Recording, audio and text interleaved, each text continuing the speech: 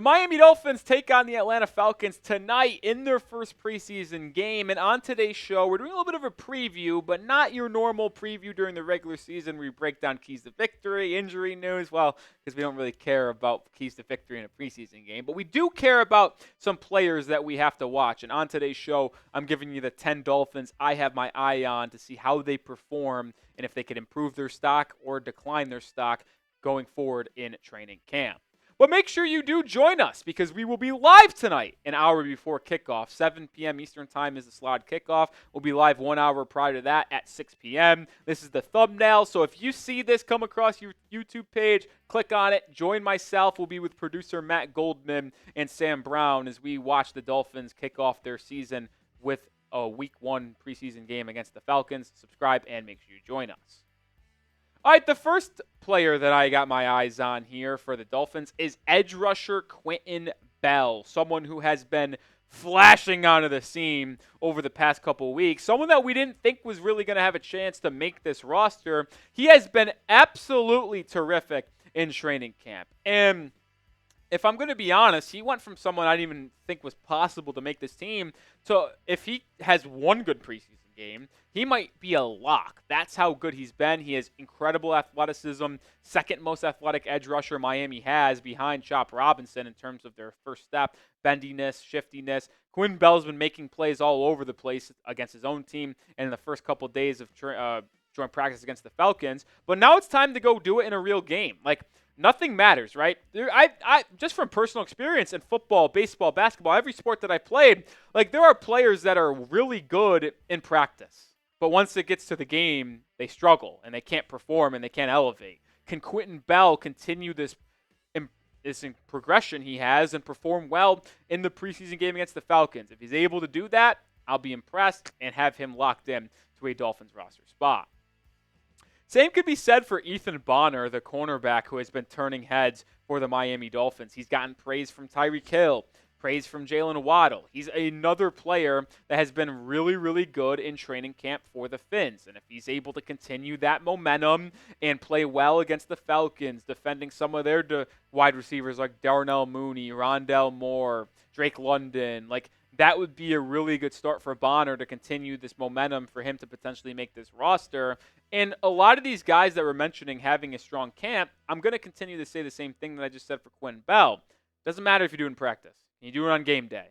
Both Bonner and Bell have been excellent in training camp practice, playing their own guys, but you also know some of their tendencies. Can you go out and perform on the field against players that you don't see every single day? Those are the two guys on defense that I got my eyes on the most.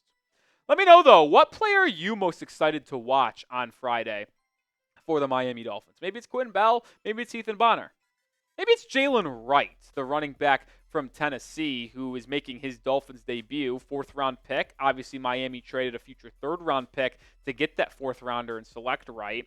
I am very excited to see the running back from Tennessee because I expect him to have a role on this team, but in the first initial depth chart from the Fins, he was listed as RB6. And we haven't seen a lot of praise from Dolphins beat reporters on Jaylen Wright. He struggled in OTAs and minicamp in June and July, but then with training camp rolling around, I was hoping to see his name pop up a lot more. Well, that really hasn't been the case. So if he's getting some run and a lot of touches in the second half when all the scrubs are in, he needs to be performing well if he wants to kind of ensure himself a role on this team. I think he's a guaranteed lock to make the team since they invested such a good piece into him.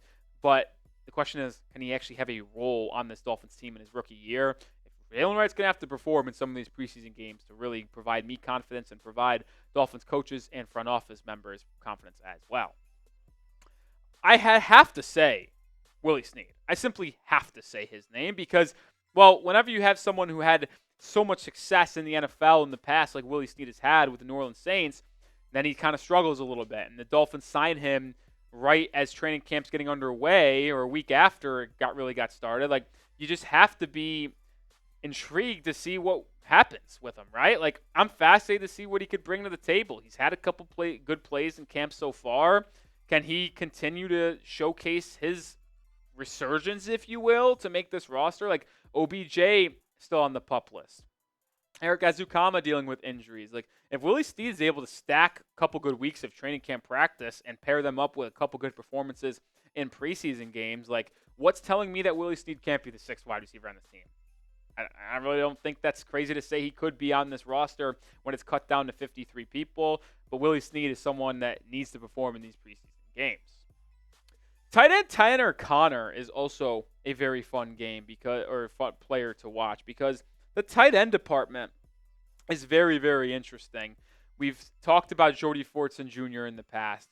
Durham Smythe is listed as tight end 1 in the first depth chart. Julian Hill has a really strong camp. I am very high on Jody Fortson Jr. We've talked about that in the past. He's kind of like my guy after seeing how well he performed in OTAs and minicamp. I predicted he would make this team, but he's listed as 4 on the depth chart.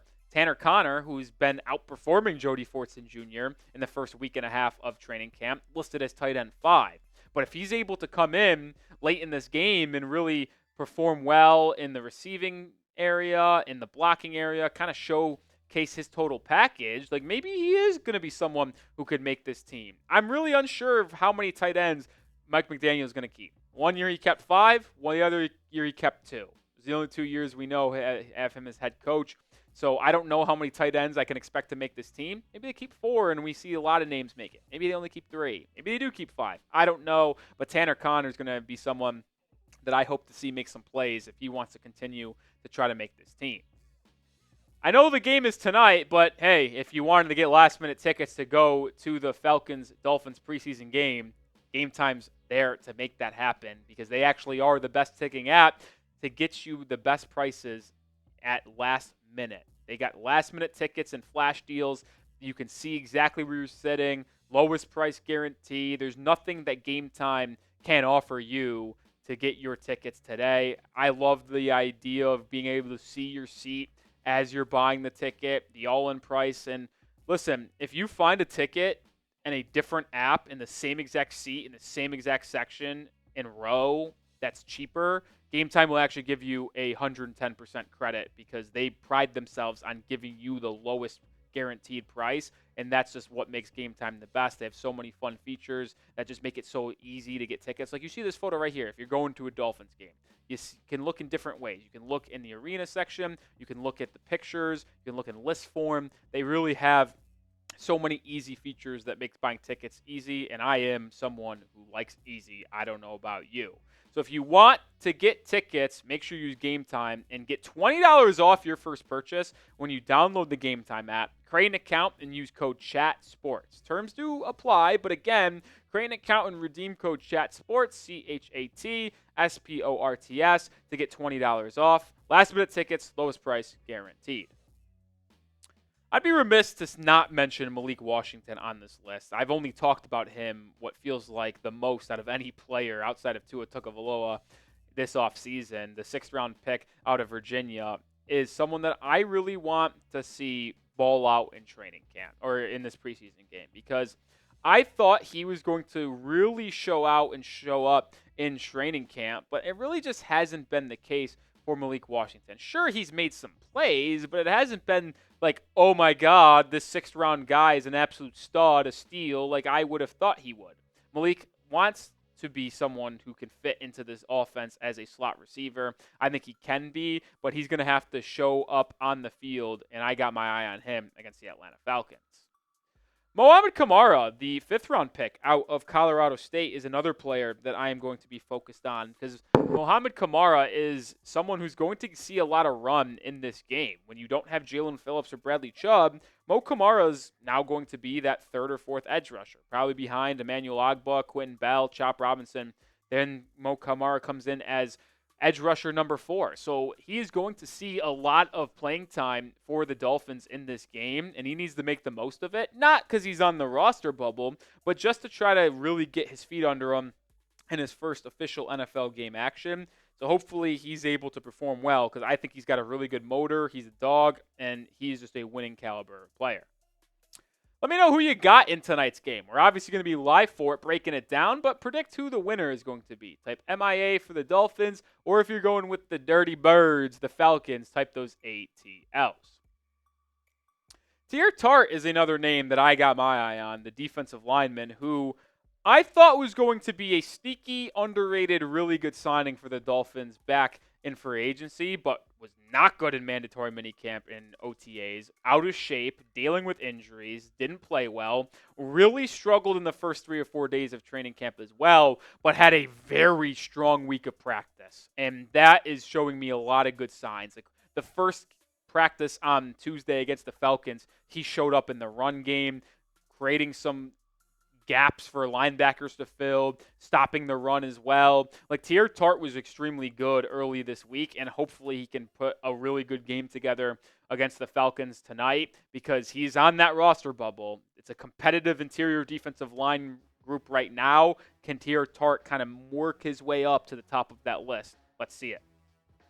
Channing Tindall has to be mentioned as well because he is someone who is on the really outside looking in of this team. The former third-round pick out of Georgia just a couple of years ago has never really found his footing, and he's in a battle for that final linebacker 4 spot, in my opinion, with Duke Riley, because you got the top 3, and then Duke Riley and Tindall are fighting it out for that 3rd spot, and he needs to have a great preseason. He's made some good plays during the first 2 weeks of training camp. There's no denying that, but he needs to go out on the football field and make plays. Can you force a fumble? Can you somehow get your hand on a ball to intercept it, or at least tip it to allow one of your defensive backs behind you to make a play in the air? Like, if Channing Tindall is able to string together some good stops, some good plays, turn the ball over, maybe he closes that gap between him and Duke Riley, who probably has the inside edge right now on being this Dolphins' 4th linebacker on the 53-man. Tindall is on the outside looking in. He needs to have a great preseason, so I'm watching him definitely for most of this game on Friday night.